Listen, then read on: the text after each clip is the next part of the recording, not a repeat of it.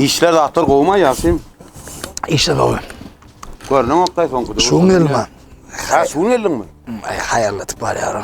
Son yan ağırmay. Ben fikir edeyim ha. Şu an biz bilen 5 gün işlep 2 gün yatıyat da. O. 5 gün yatıp 2 gün işleyem orada. O 2 günüm 6. gün oldu kuruşuyam orada. Vallahi diye yattın o ne ya? Kim ayalı? Tanıyan? Firmanın işgali olan da. Yak firmalı var ha. O. O ortak ikaz eder de iddia attım ya. Hey, hi guys. Okay. So, You know me, I don't. Sorry. oh, excuse me. Okay, guys, could you tell us where is the city center? We are kind of lost. Do you understand English. English, yeah, English. English mi? English. English bilen nedir to? Ne? The hotel, food. We Hold wanna on, öğretsene. eat. Hungry. Gerek mi?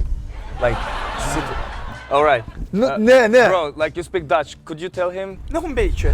Kim? Eventjes luisteren. We zijn toeristen en we Ja. komen hier Şunları en we düşünmeyelim. zijn Ne op zoek düşündün? naar die restaurant. İşte mi do? Ne gerektiğini etme. Elimden korkun. 中文啊，吃饭的地方。我们饿了。中文会说中文吗？饭店，你知道叫饭店吗？like 酒店、饭店、酒店。 Kutaysa değil mi lan? Asrın oğlu Şu öyle Jongşin. ya. Asrın oğlu öyle de. Kutaysa mı? man. Düşünmeyen nedir dedi? Russia, please. Ruşen ne Ruşen? Здравствуйте, извините, нам надо место, где можно перекусить. Ha? Перекусить. Yani Еда, Ne mi diyen? еда. Перекусить нам надо. Kovuluk mu Ruşen kovuluk mu? İşte mi do? Düşünmeyen de. Mihman yere bize.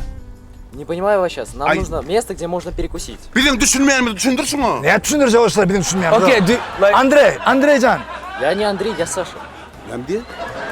Selamun aleyküm abi. Abi.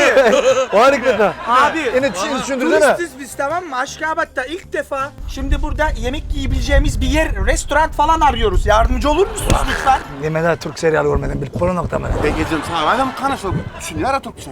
Evet sağ ol. İşte mi do? Sen mara anırda oğlanlar oturmuş. Liboysan milletin aytiyatlarını. Bir biliyor nedir?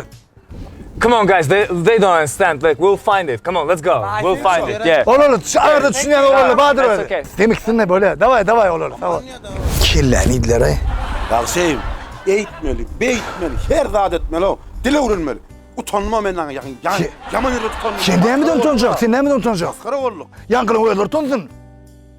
Şu yankı giderle ağzından 10 dile bilendir. Ova. 10 dil bilindin mi? Bağır bir gepini düşündürtmemekle. Beni utandıracak olma ama. Dil kavuda. Ama Turesken bilmeli, Anglisken bilmeli, Kitaysken bilmeli.